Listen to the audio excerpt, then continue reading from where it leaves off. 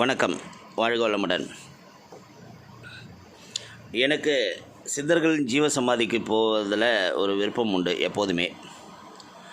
ஒரு 53 வருடங்களுக்கு முன்பு எனது ஆட்சியோட கையை பிடித்து கொண்டு நாகூரில் இருக்கிற தர்காவுக்கு போய், அப்போ அங்கே ஒரு பொட்டலம் மாதிரி நீட்டாக ஒரு பொட்டலம் கட்டி அதில் வெல்லம் விற்பாங்க. அந்த வெள்ளையும் ஊதுவத்தியும் உள்ளே வாங்கிட்டு போய் கொடுத்து பாத்தியா ஓதுனது எனக்கு நல்ல ஞாபகம் இருக்குது. அந்த ஞாபகத்தோடையே பல முறை இந்த 53 ஆண்டுகளாக நாகூர் தர்காவை நான் பலமுறை கடந்து சென்றிருக்கிறேன். நாகூரில் நிறைய நேரங்கள் கூட செலவிட்டிருக்கிறேன். ஆனால் எப்போதும் எனக்கு நாகூர் தர்கா உள்ளே போகணுங்கிற ஒரு உந்துதல் வரவில்லை. இப்போ சமீபத்தில் ஒரு 4 நாளுக்கு முன்பு திடீரென்று அந்த தர்காவுக்கு போகணுங்கிற ஒரு உந்துதல், அதை உடனே செயல்பாட்டுக்கு கொண்டு வர சூழல்.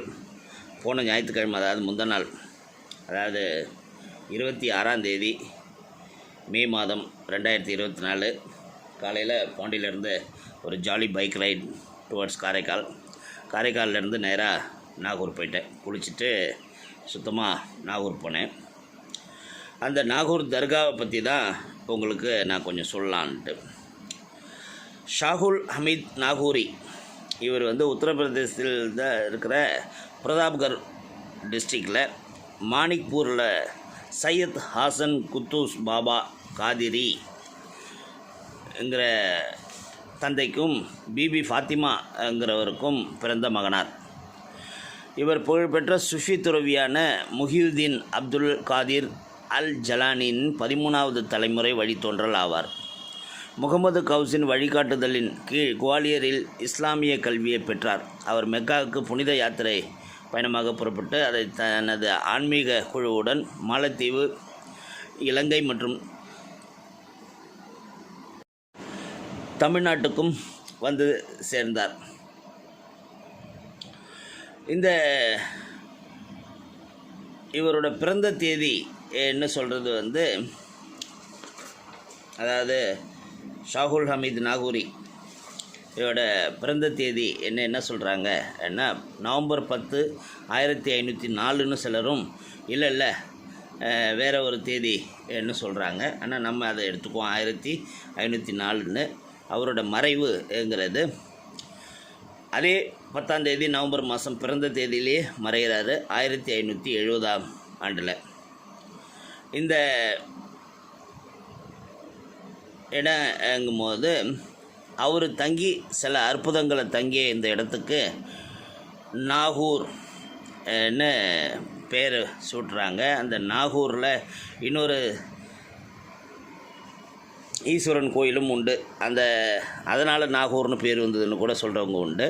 இந்த நாகூரை இருந்து அங்கே பல மருத்துவ சேவைகளும் மக்களோட குறைகளையும் தீர்த்ததுனால் இந்த இடத்துக்கு நாகூர் ஆண்டவர்னு அவருக்கு பேர் வருது.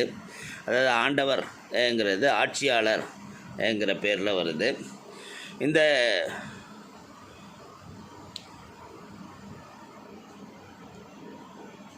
இடத்தோட அருமை பெருமைகள் பல உண்டு.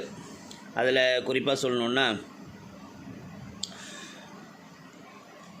இந்த தர்காவே நம்மளோட சுஃபி துறவி ஷாகுல் ஹமீதின் கல்லறையின் மேல் கட்டப்பட்டது தான் இந்த தர்கா. இது அவரோட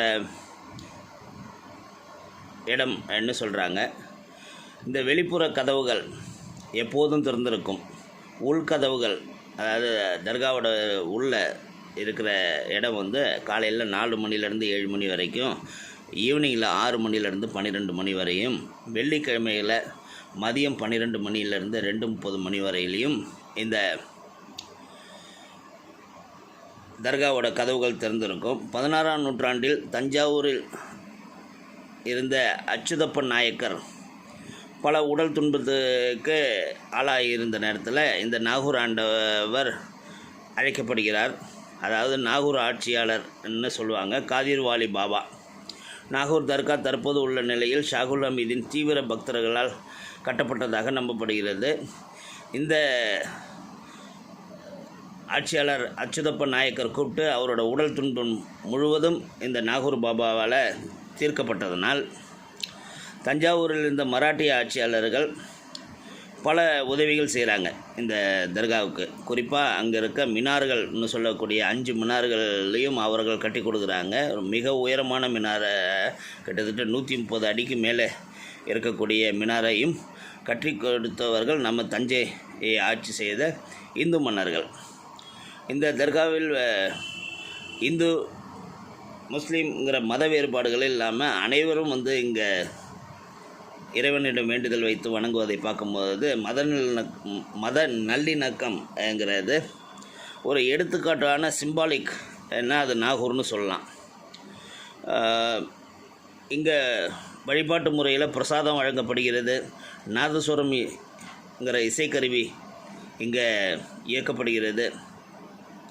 பெரிய பெரிய புனித நீராடும் இடங்கள்னு சொல்லக்கூடிய குளங்கள் இங்கே இருக்குது.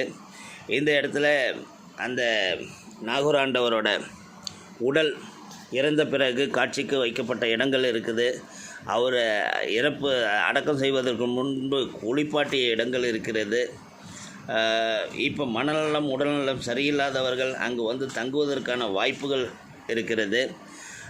சில நோயாளிகள் நாகூர் ஆண்டவரை மனதால் நினைத்து வணங்கி நோய் தீர்க்கும்படி அவருடைய கோரிக்கை வைக்கும்போது அவர்களோட கனவுல, அதாவது கனவுல வந்து ஆண்டவர் சில குறிப்புகளை கொடுக்குறார். அதாவது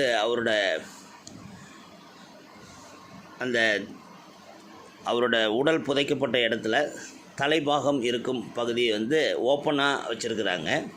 அந்த இடத்துல ஓப்பன் இன் த சென்ஸ் அந்த இடம் இருக்கிற ரூமுக்கு பின்பக்கம் ஒரு நந்தவனம் மாதிரி அமைக்கப்பட்டிருக்குது. அந்த நந்தவனத்தில் வந்து இயற்கையாக மூலிகை வளர்ந்துருக்குது. இது இவங்க வச்சு வளர்த்த மாதிரி இல்லை. அந்த மூலிகையில் இந்த இடத்துல இருக்கிற மூலிகையை பறித்து உன் உடல் நோய்க்கு உபயோகப்படுத்துன்னு சொல்லி குறிப்புகள் கொடுக்குறாங்க. அந்த குறிப்புகளோடு அவங்க வந்து இந்த தர்காவோட பொறுப்பில் இருக்கிறவங்கள்ட்ட சொல்லும்போது அவங்க அந்த இடத்துக்கு உள்ளே போய் அந்த குறிப்பான மூலிகைகள் எடுத்துகிட்டு வந்து கொடுக்குறாங்க. அதில் உடல்நலம் மீட்கப்படுகிறதுங்கிற பெரிய ஆச்சரியப்படத்தக்க உண்மையை சொன்னாங்க. அந்த இடத்துல அதுக்கப்புறம் போய் அதே போல் வியாதி, சப்போஸ் அல்சர் இருக்குதுன்னு ஒருத்தர் மருந்து கேட்குறாரு, அல்சருக்கு அங்கே போய் ஒரு செடியை பிடிக்காந்து கொடுக்குறாங்க. ஆஹா பரவாயில்லையே, இவருக்கு உடனே நல்லாயிடுச்சு, இதுதான் அல்சருக்கு மருந்து போல் என்று சொல்லிவிட்டு அடுத்த அல்சர் பேஷண்ட்டுக்கு ஒருத்தவங்களுக்கு இவங்களே போய் அந்த இடத்துல அதே போல் மூலிகை இருக்குதான்னு தெரினா இருக்காது. அப்படியே இருந்து அதை எடுத்துகிட்டு வந்து கொடுத்தாலும் அவங்களுக்கு அது வேலை செய்வது இல்லை. ஸோ அப்போ இறையாற்றல்ங்கிறது எப்படி நமக்கு உதவுதுன்னு பாருங்கள். ஸோ அதனால் நம்ம எதை நினைத்து நாகூரில் போய் வழிபாடு செஞ்சாலும் நமக்கு கண்டிப்பாக அது பலன் உண்டுங்கிறது. அங்கே ஒரு அரை மணி நேரம் நான் உட்காந்துருந்தேன். கிட்டத்தட்ட 1 மணி நேரம் அந்த தர்கா முழுசாக சுற்றி பார்த்தேன். சில நண்பர்கள் அதுக்கு வழியும் காமிச்சாங்க எனக்கு. இந்த இடத்துல இருக்கிற மினார்னு சொல்கிறது வந்து 131 அடி உயரம். மிக அருமையான கட்டடக்கலை என்ன சொன்னால், சோழர்களோட கட்டடக்கலையும் அரேபிய கட்டடக்கலையும் இணைந்து குழைத்து கட்டப்பட்டிருக்குது என்று கூட சொல்லலாம். மிகப்பெரிய இடம். கிட்டத்தட்ட தஞ்சை மன்னர்கள் 200 ஏக்கர் நிலத்தை இந்த கோயிலுக்குன்னு கொடுத்துருக்குறாங்க. அதனால் வரக்கூடிய மக்களுக்கு வசதிகளும் செஞ்சு கொடுத்துருக்குறாங்க. இந்த 1763 தான் இந்த மினாரும் கட்டி முடிச்சிருக்கிறாங்க. இந்த தர்காவில் முக்கியமாக கந்தூரி விழாங்கிறது சாகுல் அமீதின் நினைவு தினத்தை 14 நாட்கள் நினைவு கூறுகிறது. நாகூர் தர்காவில் பொதுவான வழிபாட்டு முறைகள் ரொம்ப ஆச்சரியமாக இந்து முறைப்படி இருக்கிறதையும் பார்க்கலாம். இந்துக்கள் நிறைய பேர் இங்கே வந்து போகிறதையும் பார்க்கலாம். இந்த ஆலயம் இன்னொரு ஆச்சரியமான விஷயம், நாகூர் ஆண்டவர் ஜீவசமாதி இருக்குது, அவரோட வளர்ப்பு மகனார் ஜீவசமாதி இருக்குது, மருமகளோட ஜீவசமாதி இருக்குது. இது எல்லாத்தையும் எல்லோரும் வணங்குறாங்க. ஸோ ரொம்ப ஆச்சரியப்படத்தக்க சில விஷயங்கள். இந்த இடத்துல எதை வேண்டுனாலும் கண்டிப்பாக நடத்தி கொடுக்கப்படும், அது கைகூடும்ங்கிறது அங்கே உள்ள எல்லாரும் சொல்கிறாங்க. அங்கே வந்து போகிறவங்களோட மனதையும் நாம் படிக்கும்போது, அவங்களோட உடல் மொழியை நம்ம படிக்கும்போது பலன் பெற்றவர்கள் பலர் என்பது கண்கூடாக தெரிகிறது. அதனால் நாகூரை கிடைக்கும்போது கண்டிப்பாக நாகூர் தர்காவுக்கும் கொஞ்சம் நேரத்தை ஒதுக்குங்க. மிகப்பெரிய ஒரு அமைதி உங்களுக்கு கிடைப்பதை உணரலாம். வாழ்க வளமுடன்.